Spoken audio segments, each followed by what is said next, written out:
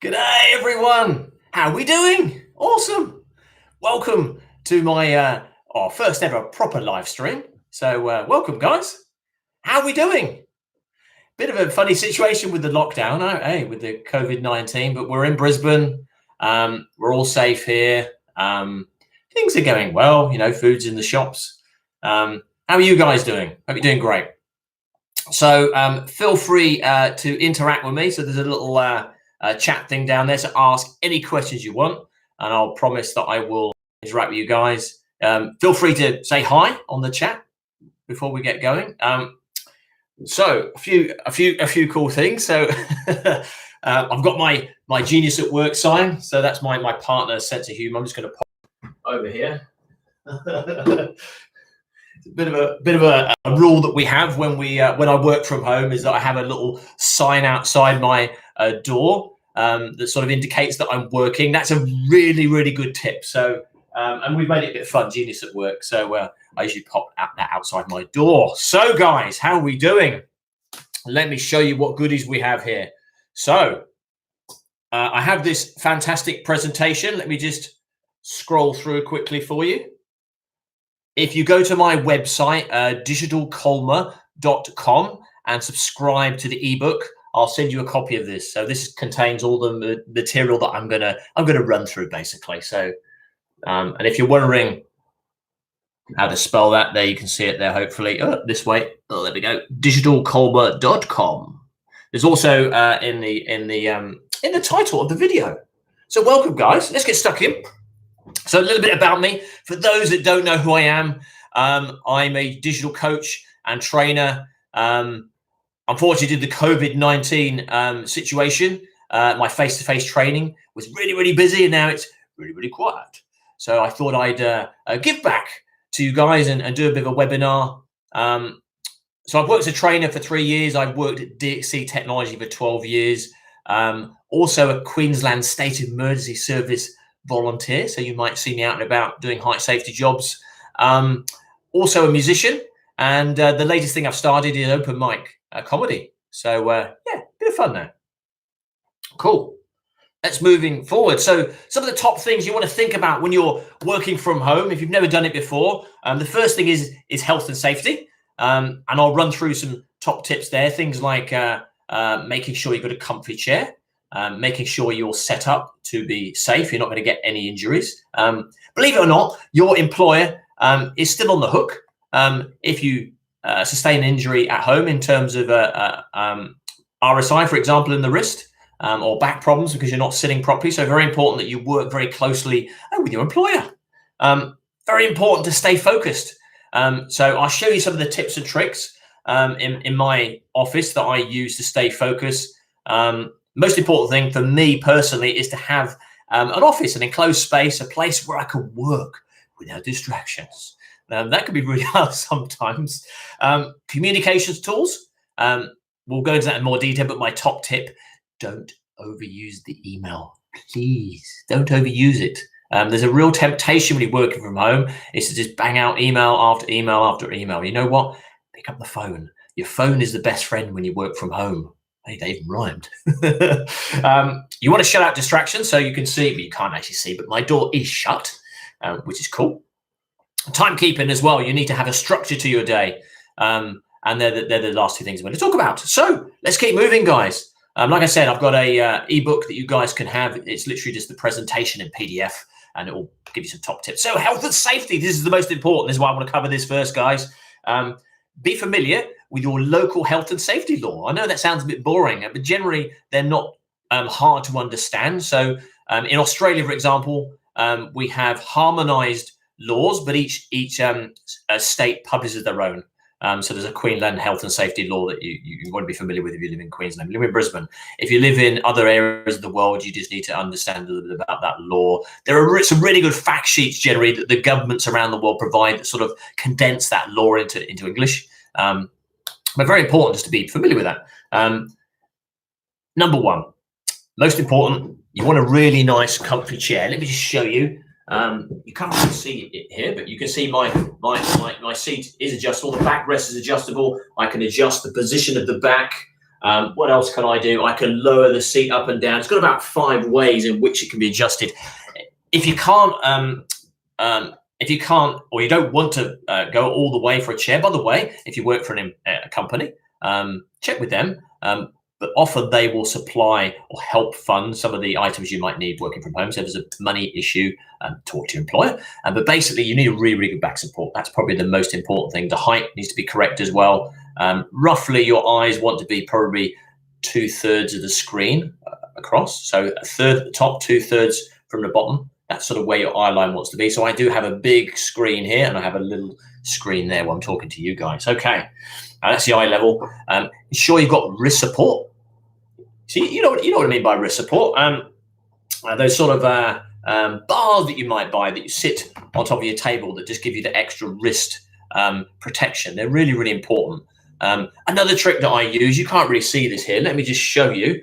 I actually have a trackball for my left hand, and then it's actually packed away. I then have a mouse for my right hand, and I actually alternate those things. So generally when I'm on the road and I'm training, or was training, I'd have a right hand mouse, and then I have a left hand trackball. I found that using a mouse on the left hand is way too hard. I found a trackball a lot easier, but it's not everyone's cup of tea. What else have we got? Try switching between hands, like I just said, left and right. Stay mobile throughout the day. It's very important to take regular walks. I generally take a 5-minute break every hour, and that's really important. There's lots of great apps that you can download to help with that. There's apps that you can obtain that tell you that you need to take so many minutes per hour, and it will bleep at you, and you can put those on your iPad, on your mobile phone, on your PC, but they're really important. Most importantly, have a dedicated workspace and look after yourself. Take those regular breaks. So easy to get engrossed in work. Cool. Staying focused. Have a clear structure to your day. So understand when you'll be doing what I call work blocks. So that's blocks of work, or maybe blocks of tasks that reach a particular outcome, and take regular breaks. My top tip, don't check emails first thing. So I'll talk about my daily structure a little bit later. But think about the outcomes that you're driving for the day.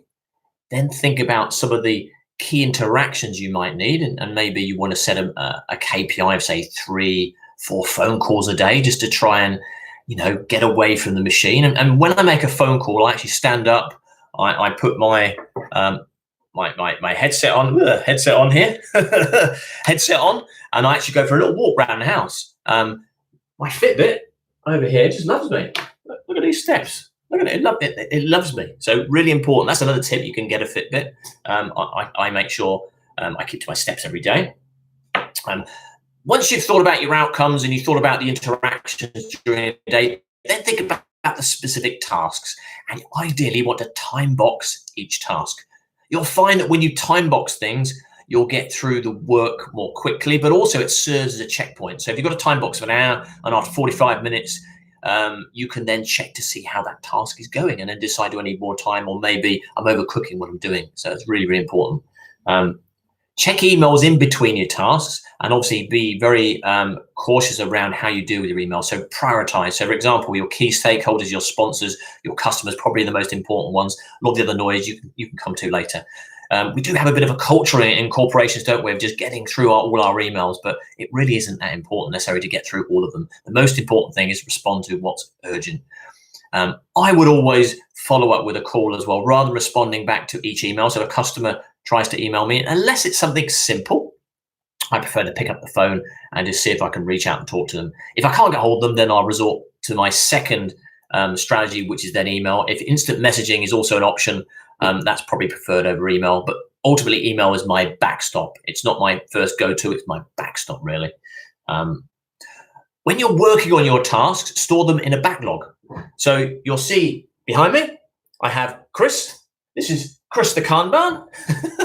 and what you're seeing there is on this side, you'll see a to-do list. In the middle is my working process. And on this side is my done. And all a Kanban is a system of work. You can invest in digital versions of these. So Trello is a really good tool that I've used before, where you can organize these visual cards. But I quite like the board just there. That allows me to understand what I need to do for the day. And consider muting some of the tools that you use. So it's very disruptive if my phone goes off every 5 minutes or my instant messaging flashes at me every 5 seconds. Think about how you control the comms in those and maybe mute some of the content. Cool. That's staying focused. Comms tools, there's lots of different comms that you should use. Mobile phone is probably the most important. Certainly for me as a remote worker, I don't use a regular phone. I haven't used a regular phone for years. I only use mobile. I use a Bluetooth headset sometimes, but actually I found this to be the most reliable. Bluetooth can drop out. Lots of instant messaging tools and team collaboration tools. By far the most common is Zoom for virtual meetings. But if you're working for a corporation, you most likely have Office 365. So I would suggest using Office 365. I really would. I think that's a really good tool. Teams is probably the tool that you want your various people to use. Lots of companies I speak to in the last few days are all using or starting to use Teams in this remote world. So for me, that's the go-to tool for medium and large corporations. Zoom probably for smaller companies and startups. What else do we have? SharePoint and Delve are other Office 365 products. SharePoint, hopefully you're familiar with, that's sharing documents.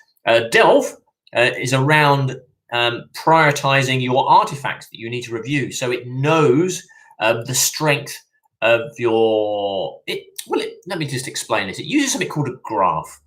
So it knows who all your social connections are in your enterprise. So it knows who your emails regularly, who you might interact with over the Teams channel regularly.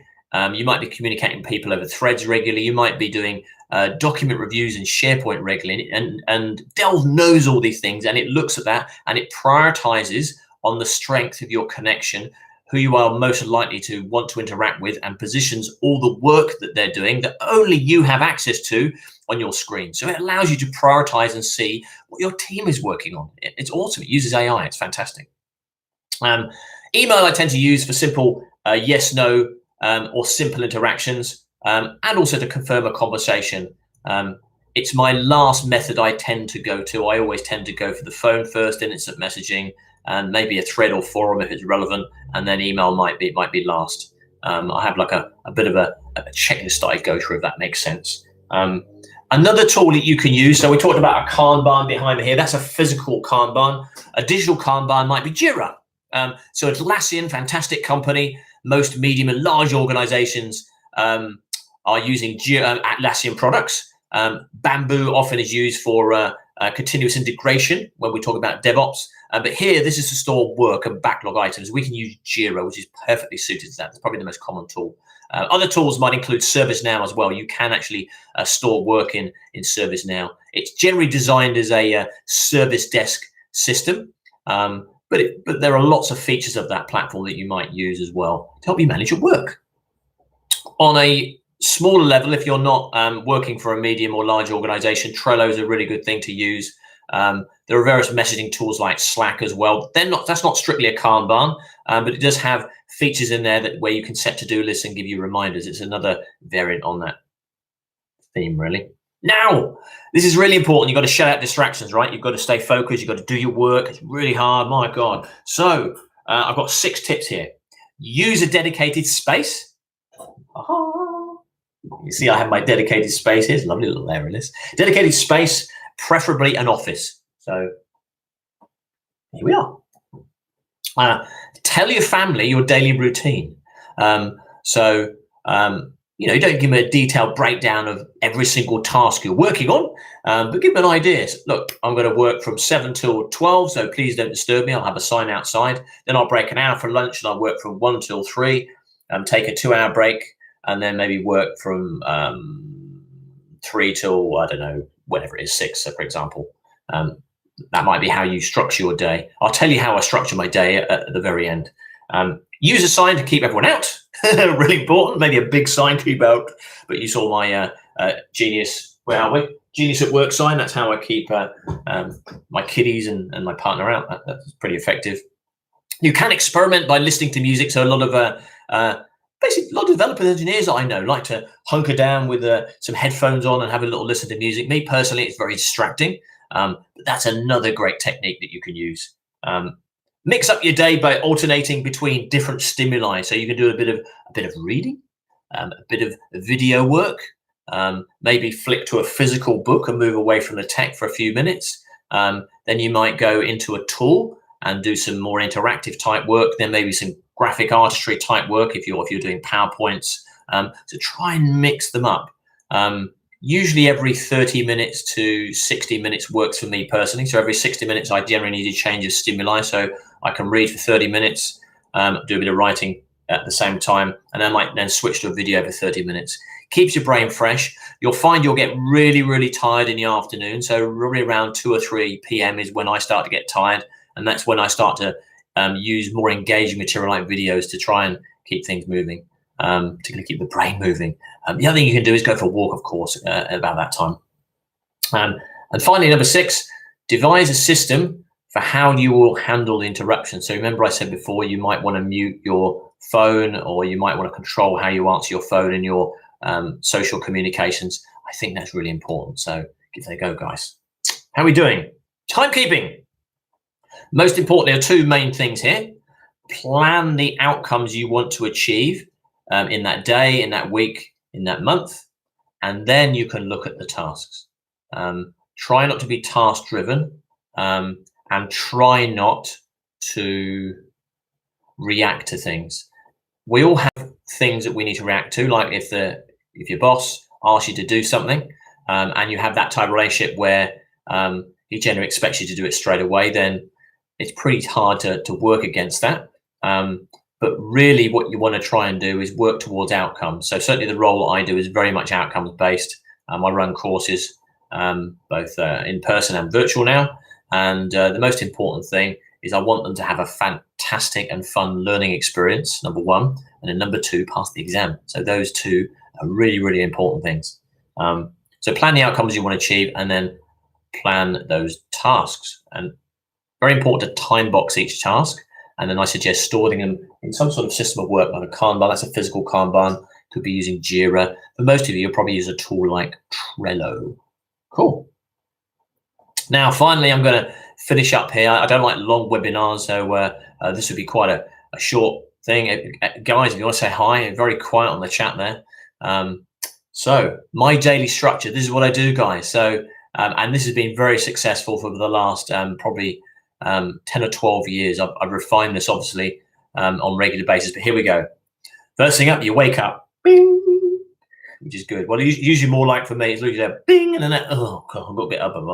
We're all like that. So what we can do is take a shower. A shower tends to invigorate the senses. It tends to start getting your brain going, thinking about the day.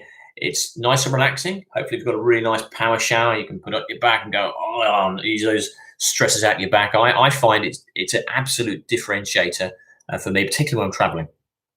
I then go for a 20-minute walk. I then come back. I have my breakfast. I tea my cup of tea. Being from England originally, I have to have a cup of tea. 20 minutes of ABC News. So I only watch ABC in the morning. I don't watch any other channel. Just to get an idea of what's going on in the world. Then I'll go straight into my planning. So this is where I come into my office. I do 15 minutes of planning. Don't check emails. 15 minutes. What are my outcomes? What are my tasks based on what I need to do? Then I check my emails, and then I may adjust my outcomes and tasks according to what's come in. Maybe there's some customer queries around particular courses. Who knows what it might be? It might be one of my sponsors or stakeholders or clients wanting additional information. It could be anything. So I tend to, and I wouldn't necessarily do them straight away. I prioritize them within the day, depending on what's needed. Then I just start my morning tasks, work through those. I try and call at least 3 people a day. So I've got 2 people on this webinar. Does that count as two calls? Maybe, I'm not sure. But that's important to get that social interaction. And call, I mean, literally pick up the phone, or video conference will be called too. Break 5 minutes every hour to an hour and a half. So I prefer a 5-minute break every hour. Some of you may wish to do a little bit more work, say an hour and a half, and then take a 5-minute break. Try not to work for any longer than an hour and a half. Particularly if you're a developer and engineer, you get stuck into your work, you probably do 3 or 4 hour runs. Try and break that up into smaller pieces if you can.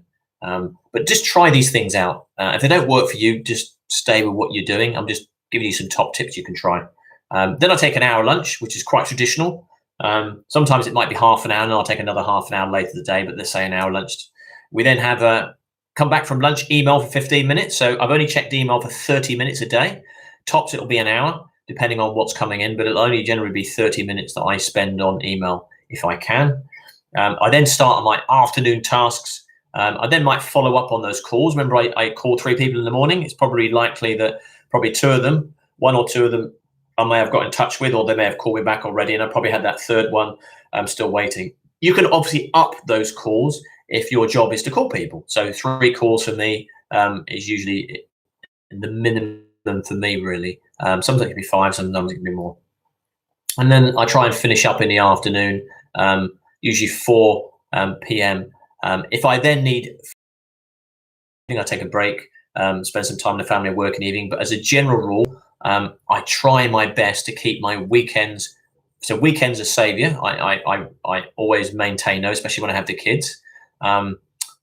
Evenings can be a bit of a challenge, but again, I try and preserve the evening. So from about 6 o'clock onwards, that's pretty much where I try and preserve that evening time. However, if something urgent comes up and a key sponsor or client gives me a call, of course I'm going to answer it. But I'll generally then prioritize that piece of work for the next day. I'll try and work it that evening, unless it's something urgent. Yeah, generally those urgent things don't often come up. Cool. Now, at this point, I'm going to ask you if you have any questions, and you're very quiet. So I take it that you don't. So thank you so much for joining me, you guys. This will go up on my website. This video will go onto YouTube and stay there. Hopefully you can see there, digitalcolmar.com. So head to my website. Check out some of my blogs. I've got lots of free blogs. Check them out, have a read. There's all kinds of interesting things. I generally blog about tech, cloud computing, DevOps, data science, all things tech, really. But I hope you guys have really enjoyed this video. What I'll do is I'll close this down now. There's no questions coming through. I'll close it down and we'll try another experiment another time. So you guys stay safe. I hope you got some really top tips from today, and I look forward to seeing you soon. Take care, guys.